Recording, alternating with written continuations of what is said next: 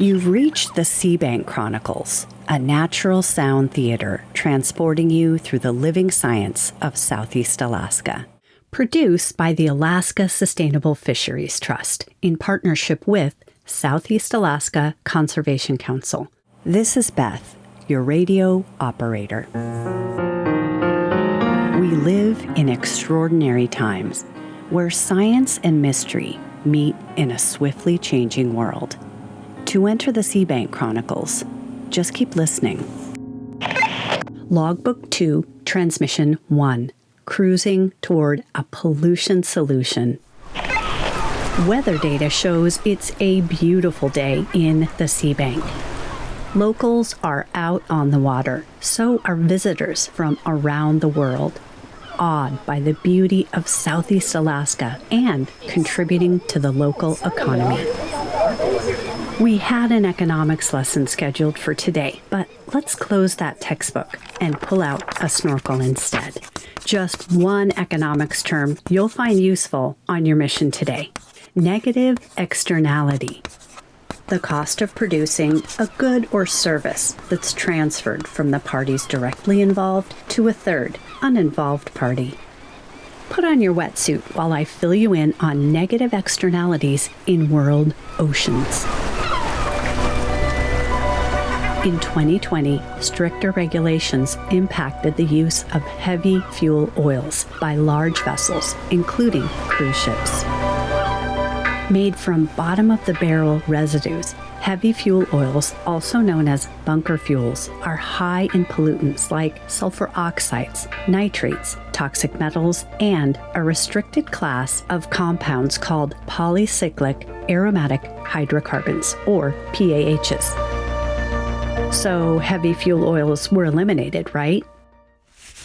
Not so much. The better quality replacement fuel, called marine gas oil, is more expensive. Instead of adopting cleaner fuels, many vessels chose to sidestep regulations by employing a relatively new technology to scrub away air pollutants created by heavy fuel oil. It's not a Brillo pad inside those smokestacks, it's seawater. Marine scrubbers don't eliminate pollution. They just trap it in a fine spray of salt water. Vessels with an open loop system, about 80% of all ships that use scrubbers, then reroute it back to the ocean. Sulfur, nitrates, heavy metals, PAHs, and all. As much as 475,000 gallons of scrubber wastewater can be discharged in a single hour. It's a textbook case of negative externalities with the marine ecosystem and its inhabitants, those uninvolved third parties. It's time to put on your snorkel and dive in. You're floating in the surface waters of the SeaBank, where the marine food web begins. They're too small to see, but phytoplankton are shimmering all around you, spinning sunlight into sugars that jumpstart the ecosystem. These are among the first life forms to absorb pollutants injected into the ecosystem by scrubbers. Soon, these phytoplankton will be consumed by copepods and krill. Forage fish like herring are next, then larger fish such as salmon and halibut. Seabirds and marine mammals are also in line. And don't forget, you, me, and everyone else who enjoys a diet of fresh seafood from Southeast Alaska waters. Toxins like heavy metals and PAHs bioaccumulate, growing more concentrated as they move up the food chain. Let's get you warmed up.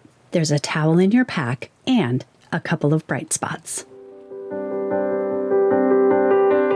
In the past, experts proposed the solution to pollution was dilution. Reduce the effects of harmful substances like heavy metals and PAHs by spreading them out in the environment. But over time, toxins accumulate at harmful levels, while coastal ecosystems continue to shoulder the negative externalities.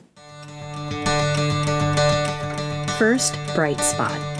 Many coastal regions are now focusing on a new solution: reducing the use of heavy fuel oils that cause pollution in the first place. Heavy fuel oils are already strictly regulated in places like Norway, California, and the Port of Seattle. Alaska has the legal authority to enact this pollution solution too. Second, most vessels that currently use heavy fuel oils can easily switch to cleaner marine gas oil, which would immediately reduce air pollution from smokestacks and marine pollution from scrubbers. Many vessels already do this when they visit ports like Juneau, and they can do it in all SeaBank waterways too, 100% of the time. The pollution solution is an open and shut case. Cruise ship tourism and the economic benefits it offers SeaBank communities depends more than anything on a healthy Southeast Alaska ecosystem to support the wildlife and scenic views that draw and awe visitors.